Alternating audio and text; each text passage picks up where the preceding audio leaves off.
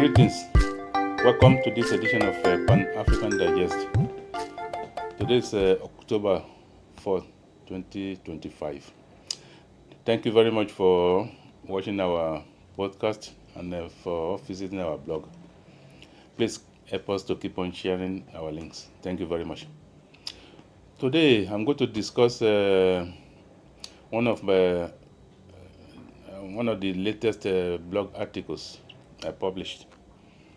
It was the title is African Misrulers and their annual pilgrimage of the ridiculous at the UNGA.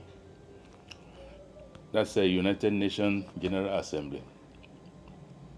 I would like you to take a look at these two videos I'm displaying here. One shows the president of Sierra Leone making a big speeches at the United Nations. The second one under is the state of affairs of Sierra Leone. You can see the poverty level, and you can see the president of Sierra Leone making fantastic speeches. My article was about the ridiculous, the lack of inability of African leaders to be self-reflective. Their lack of inability to think and to even consider how other people look at them. The question now that agitates my mind is, what do these leaders think when they mount rostrums in New York, addressing the world, talking big, their chests puffed off? The whole world can see the appalling state of most of African countries. Every September, these misleaders, as I call them, take the first class seats to go and make themselves available at the United Nations General Assembly, talking about the same issues they've been talking about since forever and a half, which of course nobody takes serious. Why would the world take us serious when they can see that we are not a serious people? A few days ago, Nigeria celebrated 65 years. And that means that for over half a century, we have been managing our affairs in Africa. Unfortunately, we cannot present to the world what we have achieved with what the 60 plus years of our nationhood. And the sad thing is that these plantation managers who call themselves presidents in Africa, they have no shame, they have no sense of irony. You live behind the countries that still struggling for basics. Electricity is a major production. The same thing with water. Most of your roads are impassable. You cannot feed yourself. You have no factory. You have no textile factories to manufacture your own clothes. Yet you pump yourself up. You stand there demanding the same nonsense you've been demanding for eternity. Of course, out of politeness, they will listen to you and give applause when it's necessary. But as Africans, we should consider an affront that our leaders keep on disgracing us every year. Let's consider the example of Sierra Leone. Why can't Mr. Bio sit down at home and try to fix some of the problem in this country, instead of wasting the scarce resources of this country on useless pilgrimages to New York? Of course, we know that after this nonsensical speeches they gave at the General Assembly, they go and do what they like to do best: serious shopping at the most expensive shopping centers in America. Laden with all these goodies, they come back presiding over the same nonsense, watching their citizens suffer in unnecessary conditions, primitive conditions. They don't care. And sorry, but what I have here is that many Africans keep on proclaiming that we deserve to be respected. We deserve a seat at the United Nations Security Council. We deserve this, we deserve that. Sorry to disappoint you, but as I wrote in one of my articles, respect is not an entitlement. You are not entitled to anyone's respect. You have to earn it.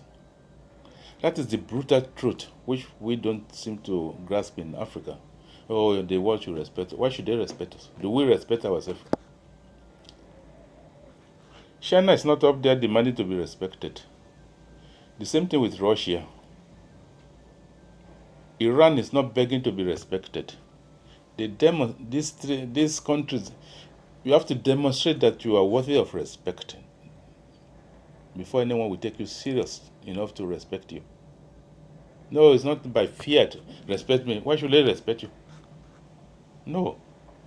It is. You can go to my blog and search for the article. I wrote it bluntly, as always. Go and read it. Nobody is entitled to anyone's respect. We can leave Africa. Our plantation managers go there and say, respect. I mean, of course, the UN diplomats they're too polite to tell you to get off. They're too polite to tell you go and show your respect wherever you want to put it. But they will listen. They will applaud. They nod their head after that. What? They know that you are just releasing gas. You are emitting nonsense. So they don't take you serious. And there's no reason why they should take us serious. The other thing I would like to touch upon is the UN organization itself. In several of my articles, I wrote that until we are in Africa are serious with our affairs, no one will take us serious. We are said to be about 1.5 billion people on the continent of Africa. Just imagine a supposedly international organization where the fate of the world is determined. We are not at the table. The General Assembly of the United Nations is just a talking shop. No one take any blah blah blah. People monitor there seriously. Any resolutions of the UN General Assembly is not an international law. It's not mandatory. They can be ignored, and most of the time they are ignored.